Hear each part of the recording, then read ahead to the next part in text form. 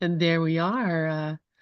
So grateful to have you here, Audsie, and please take the mic. Oh, thank you so much, Revlin, and thank you, Revlin, for your content and your talking about the dream. It's very clear that we got to take it literally. What a great lesson. And I'm just happy to be a part of this party, this fair, as Cindy had mentioned in the comments. She said, have I stayed too long at the fair? So yeah, we're here and we're here to give love. That's what I'm doing. So I've been reading, excuse me, John Mundy's book, and I'm on, what chapter am I on? Last week we were in, way back, chapter 8. So page 86, and I'm going to just reread the end of that paragraph from text chapter 11. Think like him, the Holy Spirit, ever so slightly, and the little spark becomes a blazing light that fills your mind so that he becomes your only guest. Whenever you ask the ego to enter, you lessen his welcome. He will remain, but you have allied yourself against him. Whatever journey you choose to take, he will go with you, waiting. That's so beautiful. Wow. And I can attest to this. When I look back at things when maybe I wasn't really in my right mind, and when am I? Most times not, but getting better for sure. I just realized that I was always taken care of. And even though I would panic in my mind and have all kinds of anxiety and stress and all these sort of manifestations of the guilt in different ways, that I still was taken care of. So that's a wonderful scene when I look back at things. So the next section is called Vision, a Revelation, and Wisdom. Objective understanding of the world of form, whether from perception or reasoning, is simply not enough. It cannot bring us to be truly awake unless we use the mind to go beyond the mind. The intellect in and of itself is never enough. That reminds me of a quote, the 7 Steps of Awakening. It's a class that I'm taking through Awakening Together, and it's free and it's a year long, and we're reading from this book, all these quotes of the masters, like Nisargadatta, Ramana Maharshi. I think I said it right that time, didn't add another syllable. And I forget who it was, and I don't have the book down here, but the quote was simple. It said, there's something wrong with the scholars. So then you kind of contemplate that. And I think that's wonderful because, when I'm in my intellect memorizing all the facts and go into the test, and I think, oh, it's because I crammed all this information in my head. But really, who's there helping me put it all out and get it onto the test and succeed? I think that's my right mind. So I was always taken care of in that respect. But then I realized that I was cramming my head with all this stuff, and it really doesn't matter. And it also clouds everything more because I don't have any room to hear or see a new perspective.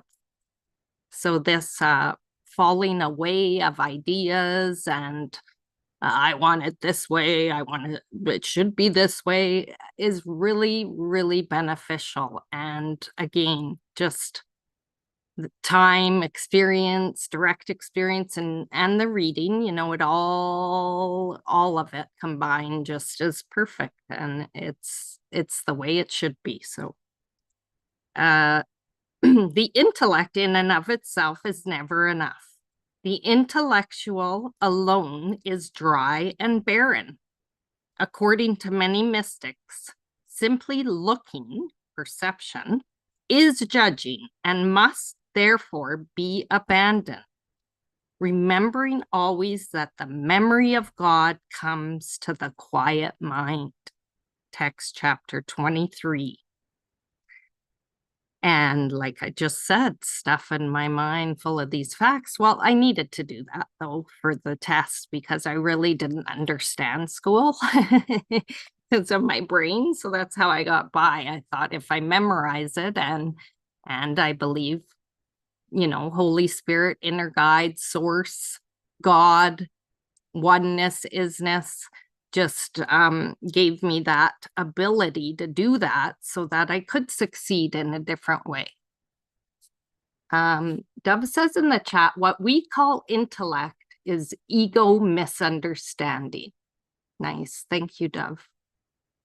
So yeah, when we're intellectualizing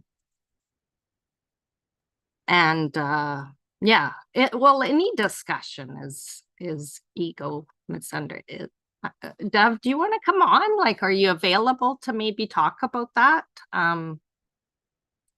Does that mean if I'm intellectualizing, I'm in my ego? Like, aren't we always in the ego anyway? It's just whether it's positive or not so positive. Anyway, thanks, Dove. Come on in. Well, I just wanted to say, like, like Ken Wapnick is my teacher, and he says, we think we live in this 2 + 2 = 4 world where everything adds up, it's all logical and all that. So the truth is we live in a 2 + 2 = 5 world, and the intellect, or the part of us that thinks it knows everything about everything, is still living in the ego's perception of time, space, both are illusions, and the intellect's ability to make choices among different things, which there are no different things in reality. In a 2 + 2 = 5 world, there's no choices. It's what is changeless, which is eternal, is always the same. There's no choice. In a 2 + 2 = 4 world, there's infinite amount of choices. Thank you. Thank you. That is so good. Thank you. That really is clear to me. I'm grateful you're here and for the clarification there. Yeah. So according to many mystics, simply looking is judging and must therefore be abandoned, remembering always that the memory of God comes to the quiet mind. And in that quiet mind, there's no intellectualizing. There's no thinking about what I should be doing or I'm going to be doing. There's just a watching of a happening. And the best thing for me right now is, of course, I lose things. I'm sure we all can relate to that. And now I look for things that are camouflaged, because that's the new little game where I guess I like to set things down where you can barely see them. For instance, my black phone on top of something black, and then I will look at it, but I don't see it. And this is a beautiful lesson I get, because I'm like, okay, what am I? I'm looking at something and I don't even see it. So yeah, thank you again, Dove. That really clarifies that. Okay. The ego limits perception to the bodies of those around us and to the things of the world. When we first meet people we haven't seen for a while, we often ask them how they are, and then gives them some positive opinion of how we think they look. They may then return the sentiments. This, of course, is not true vision. It's the ego talking, or the intellect. But as the Course tells us, the universe of love does not stop because you do not see it, nor have your closed eyes lost the ability to see. Text chapter 11. And that's bang on of what I just said when I say I lose things and I can't see them.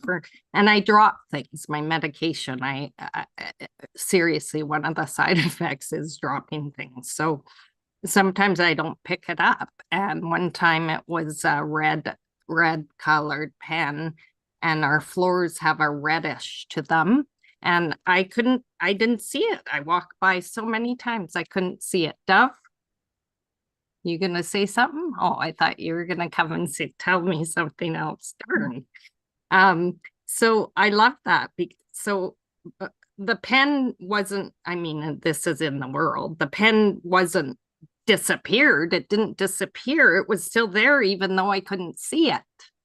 It's a beautiful lesson in my life. Like it's living a course. I can see these messages from Source every day. It's beautiful. Wrong way, from text chapter 22. Reason will tell you that the only way to escape from misery is to recognize it and go the other way. Yeah. Look the other way, turn away. Vision is the direct perception of essence that enables us to see God in everything. Oh my gosh, yesterday was just a bit of a different day, and I was experiencing some whatever. I was cranky, put it that way. And I was trying to do something, and I yelled at the dog, and he sort of ran into his room scared because I yelled, and that hasn't happened in a while. And then I went in there and I was like, oh, I'm so sorry. And I'm in there, and it's like, he's like, I don't know what you're talking about. He's just, it never happened. It was like he was saying it never happened. I forgive you. And I started laughing. And then I went back, and then about an hour later, he comes over, and I'm like, oh my gosh, I just yelled at God. My little puppy. I yelled at God because everything's God. And we had a good little laugh together. And I picked him up and I held him, and it was funny. But it was just, for me, an example of the love that is here. And it's okay, whatever is happening. And so I yelled. I didn't yell. It's all okay. Once we would to see God in everything. Once we are ready and willing to know God, we will. God is ready now. And if we are ready now, we can see as God does, which means loving everything we see. There is nothing partial about knowledge. Knowledge is whole. Knowledge differs from the intellect. Right? Intellect, remember, is ego misunderstanding. Thank you, Dove. Knowledge is whole. It has no separate parts and no degrees. Although perception of form gives the appearance of separation, you, I, we are not bodies, and we are not separate from each other or from God. And these are just like words right now. And I think people, when I first heard that, I mean, truly heard it, I guess what I'm meaning to say is the words don't become real for me unless it's a direct experience, which is beyond the words, because the words are the pointers to the truth. Gov says in the chat, nothing is more blinding than the perception of form. for perception is an interpretation. It depends on who your interpreter is. Yes, what am I interpreting with? Where am I coming from? And all perception is the interpretation in this mind. The truth of our identity is not grasped by the reasoning mind alone.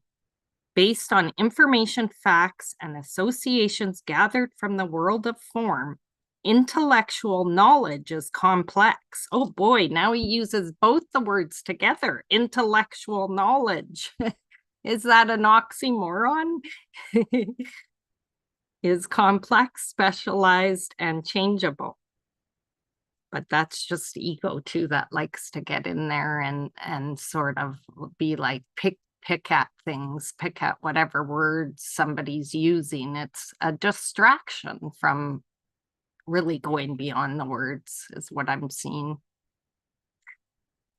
Wisdom, however, is knowledge of reality as simple, all pervasive, and immutable. Wisdom, however, is knowledge of reality as simple, all pervasive, and immutable. Wisdom is not emotional or intellectual. It is a permanent inner knowing, a form of mystical illumination, a deep and profound insight into essence. Such experience is not bodily or sensational, sensuous. Oh, wow. Okay. Mystical illumination, deep, profound, because I've been feeling things more in this body.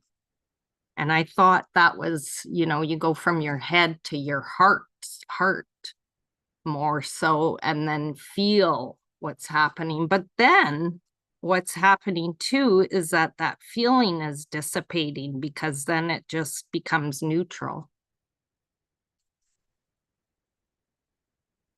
And Dove has in the chat, nothing so blinding as perception of form, for sight of form means understanding has been obscured. And that's from the text, chapter 22, paragraph 3. Thank you, Dove. Such experience is not bodily or sensuous. It is inaudible to and unknowable by the intellect. Yet it is known without doubt by direct revelation. Yes, okay, so this is what I'm seeing is in a moment when there is this illumination or direct experience, there's no story attached to that. Because as soon as I come in with and talk to the dog and put a story around it, then I'm in the form. I'm putting the story into the form, and I can see that I can let go of that and go even deeper.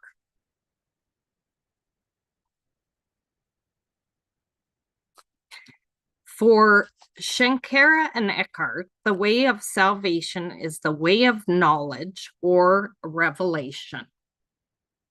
Revelation is an intensely personal experience, a direct contact with God that transcends time and abolishes fear. Inevitably, mystics say that they see something that they did not know before, although they may not be able to tell us in everyday words what it is they know. Yet they have received unquestionable insights and revelations beyond doubt.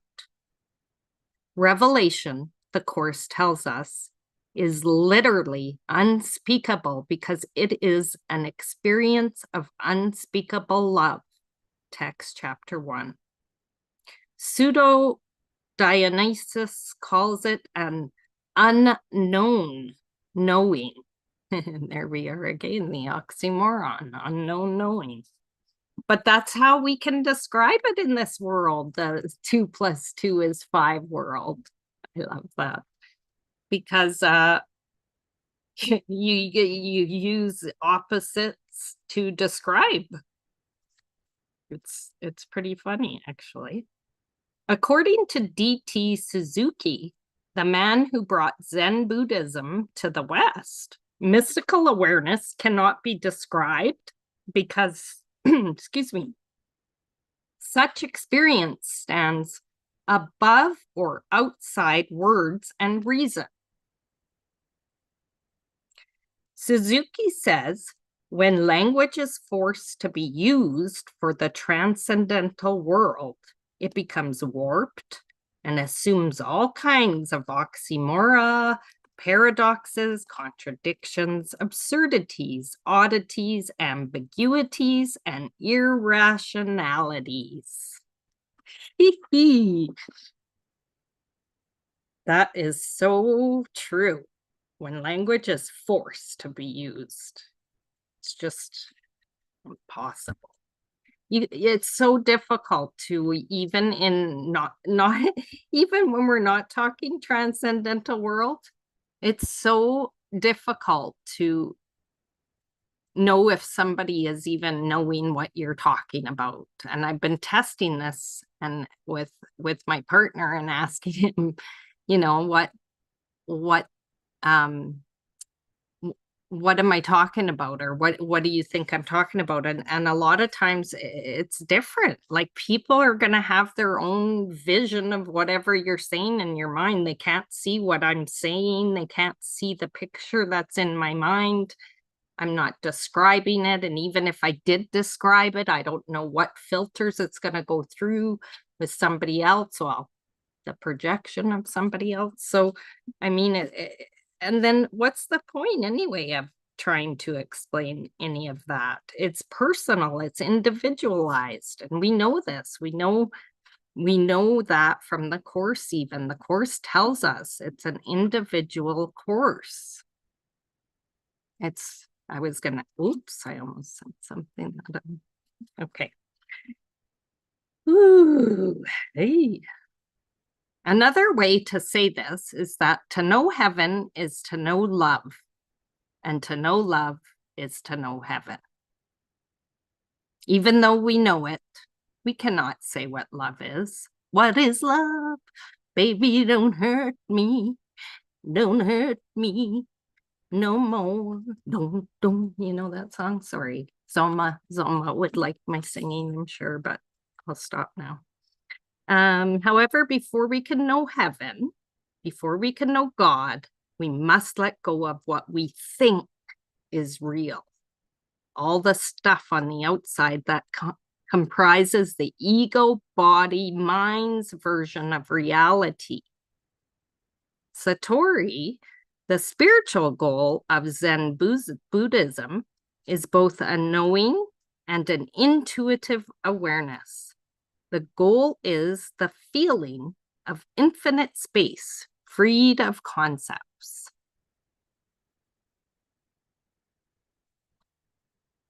Okay, thanks, Dove, for being here. Dove stepping out. David Fishman in the house has left the building. Thank you. Plato said that our task in life is a matter of remembering or putting back together again what the soul already knows.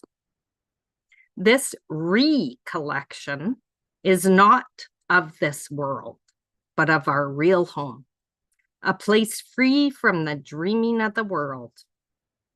The word I prefer to use here is recognizing, recognizing. That is, bringing back into the mind what the mind already knows. In his book, The Seven-Story Mountain, Thomas Merton writes, "A memory that is not alive to the present does not remember the here and now." does not remember its identity is not memory at all. A memory that is not alive to the present does not remember the here and now, does not remember its identity, is no memory at all.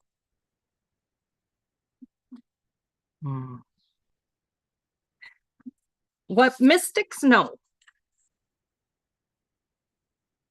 Mystics know how to keep the mind in line with the one mind.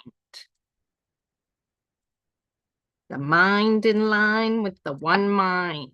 None of this idle thinking, none of this. We're much too tolerant of mind wandering, as the Course in Miracles says.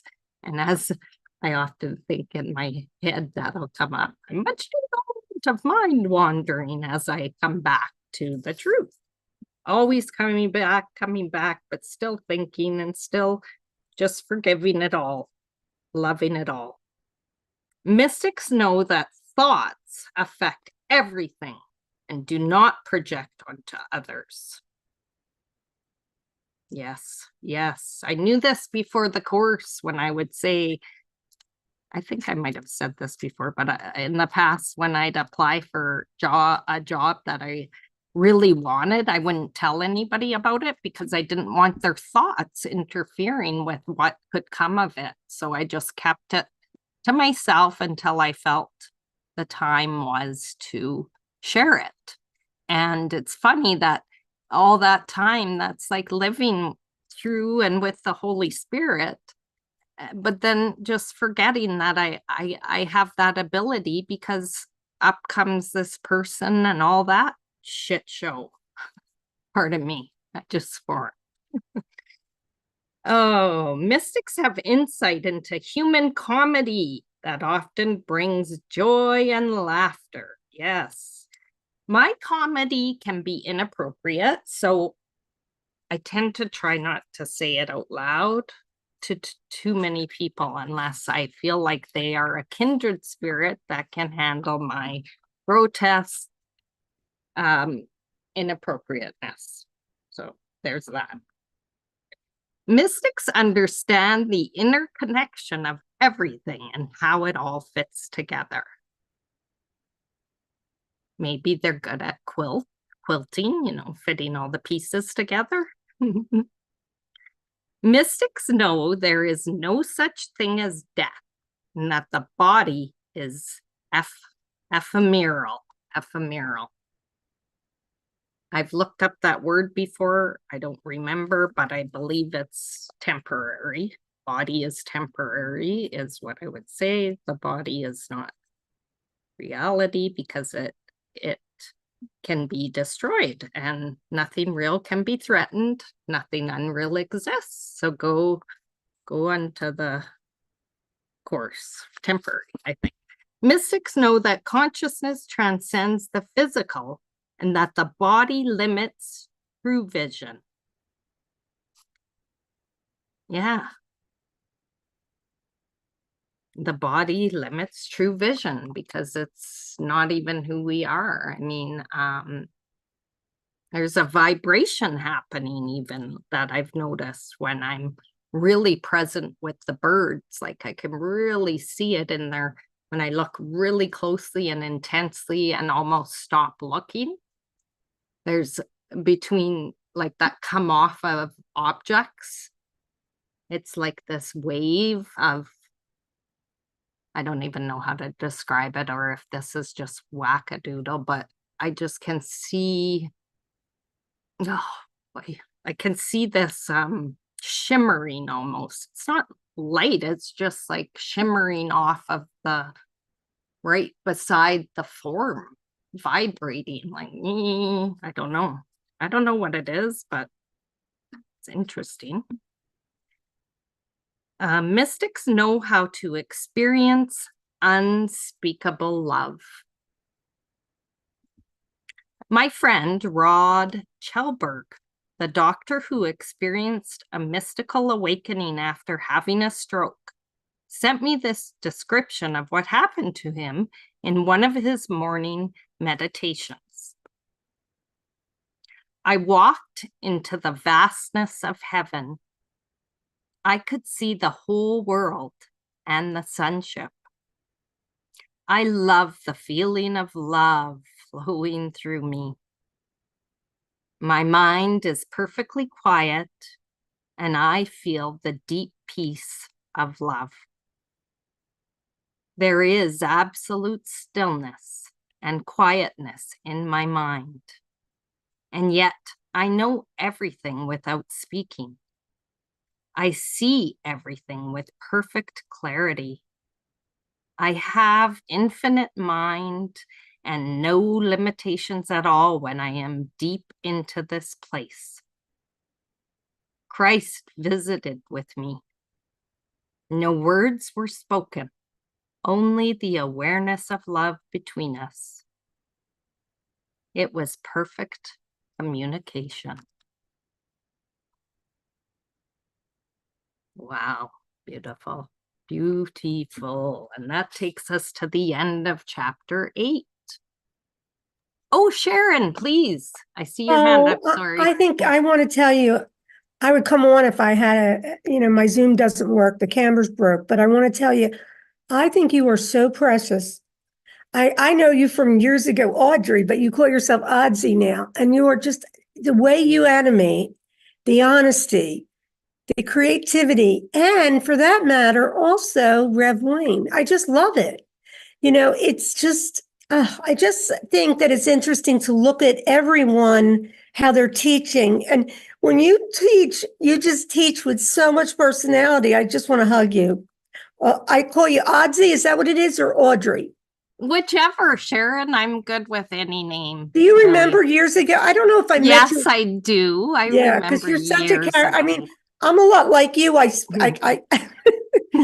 tell it like it is. But I mean, you're so artistic too. I mean, you learn graphics. Is that what you do anyway? Or No, I don't do it anyway. I just actually was playing around videos, and then back in October, I think Rev Wayne and I started, and I was like, I want to learn how to do stuff better. So I've been learning as I go with Rev Wayne, and I'm just having he a lot of teaches fun. that too. I thought it was you that taught. I didn't know it was him because I would like to learn eventually. Hi, Rev Wayne and I have somebody in common. We both love Liz Cronkite, right? I heard one day you had her on, right, Wayne? I do, yeah, I do love Liz. I love her Yeah, very much. she's a real good friend of mine. I was just going to say, though, I just have to tell you, I just love this whole group. I mean, all Thursdays. And yeah, I get things done while I'm listening, but you're just adorable, Audrey. Oh, Sharon, thank you so much. I love you. I remember us too. And gosh, I'm sure you heard me like complain sometimes in some of the groups. I would get kind of spicy sometimes. I think we go through stages, really. Yeah. It's just the ego. I mean, but so the thing is, when we come back and just laugh at ourselves, that's the whole point. Yeah, right? Exactly. Yes. And not take it too seriously. Like even today, like with the slide being blurry, before that would have just rose up in me and I'd still be thinking of it and I feeling couldn't it. tell. I'm just like, whatever. It's all good. I just love your whole, you're just sweet. Audsie, didn't Judy Sketch give you that name? Well, she gave me the name Odds. Yes. Odds. Yeah. Yes. And then we talked about Audsie, and then I switched it to Audsie because it's a play on it. Wizard of Odds. The Wizard. Well, your name is Audrey, isn't it? Yes, it's Audrey. Yeah. I was going to say, do you know Judy? Did you know her when she was? Yes, I did. I got to work with her and meet her and talk with Oh, her I love on her the too. phone, and Yeah, God love her. I didn't know her like well, but I just met her in the beginning, and the way she would say to me, don't try to understand this book, and then you'll get it. Yes, yes. She would say to me, I talked to her on the phone before, and all these questions, and she's like, only the ego asks questions. And Right. that just stopped me. I was just like, oh, Judy. Yeah, but God bless her. I love her. I still feel her. I hear her. Oh. Nobody's ever gone. I really truly believe that we're all in this. Yeah. So thank So- you, Sharon. I Sure. just, when you were like, when you're teaching, I got this in my stomach because I'm like, I'm not teaching. I'm reading a book, man. I'm not It's a teaching book either, but study. the whole idea of teaching is you can only teach yourself. Nobody's ever Yeah. teaching you. We Yeah. think there are people out there, but it's, how we discern from inner wisdom. That's all. It's so beautiful.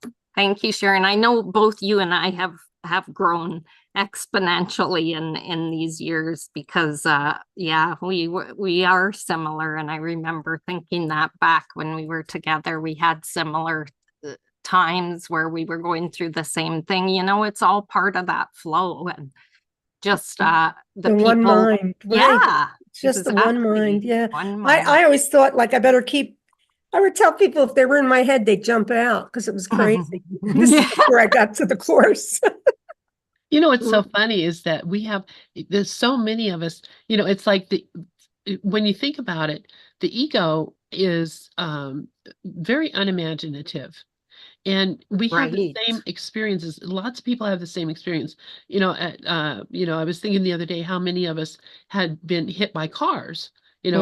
Lots of us have been run over by a car, hit by a car, or in a serious car accident that when we were young that caused us, certain things to happen. And I was thinking, yeah, that's pretty unimaginative for the for the ego to just give us all, hit by a car. But it's like a romance novels, which I never really read. But my grandma used to love those romance novels and Westerns. She read a lot of Western novels also. And, you read one, you read them all. They have the same basically plot, same Yeah. characters with different names, looking different, but same thing. And that's all this is. It's the same thing over and over. And we are just so like entranced by it. Oh my gosh, here's another one where this is happening. Oh, you better believe it. I'm so Can't get addicted. over the This is story. the thing I'm really starting to realize, and this is the best part, because this week I realized, Sharon, you really are addicted to this mind. Why would you stay there? And then I heard that you said, well, otherwise you'd be bored. Right. And what is boredom? I mean, I have that whole thing, Eckhart Tolle talking about what is boredom.